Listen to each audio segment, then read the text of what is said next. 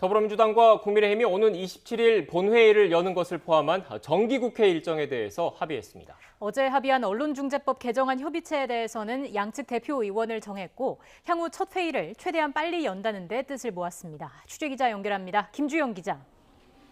네, 국회입니다. 네, 여야 회동 마무리됐군요.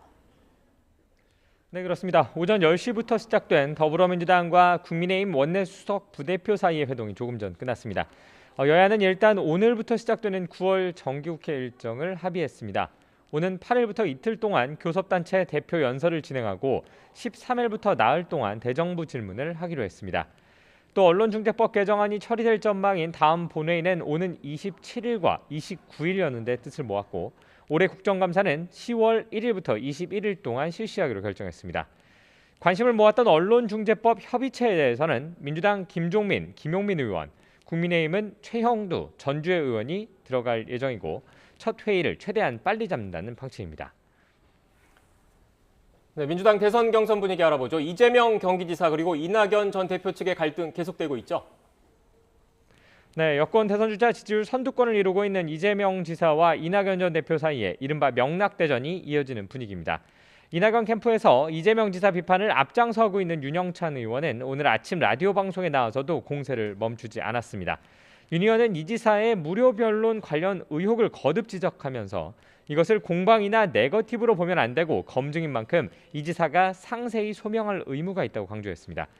앞서 이재명 지사는 자신의 SNS에 윤 의원의 언행이 어처구니 없다며 범죄이자 인간적 도의에 반하는 행위를 반복하고 있다는 글을 직접 올리기도 했는데요. 또 이재명 캠프는 어제 당 선관위에 공명선거 위반 행위 재발 방지 촉구서를 내면서 이낙연 캠프가 지속적으로 허위 사실을 공표하고 있으니 엄중 조치해달라고 촉구하기도 했습니다. 이에 따라 오늘 저녁 진행될 민주당 대선 후보 1대1 토론회에서 두 후보 사이에 격전이 예상되기도 했는데요. 일단 추첨에 따라 두 후보가 직접 맞붙지는 않을 예정이지만 다른 후보와의 토론 과정에서 간접 공격이 이어질 것으로 보입니다. 자, 국민의힘에서는 당내 경선 규칙 관련 간담회가 진행된다고요. 네, 국민의힘 선관위는 오늘 오후 당내 각 캠프 관계자들을 모아 경선 규칙 관련 간담회를 갖습니다. 후보 간 이견이 큰 역선택 방지 조항 도입 문제에 대해 각 캠프의 공식적인 입장을 듣겠다는 겁니다. 일단 도입에 대해 기존 당내 주자라고 할 수 있는 홍준표 의원, 유승민 전 의원, 하태경 의원은 반대하고 있습니다.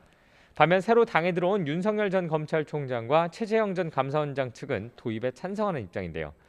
특히 야권 여론조사 선두를 달리고 있는 윤석열 전 총장 측에서는 현 정권의 연장을 바라는 분들이 국민의힘 대통령 후보 선출에 영향을 미치는 것은 말이 안 된다며 반대 입장을 분명히 하고 있습니다.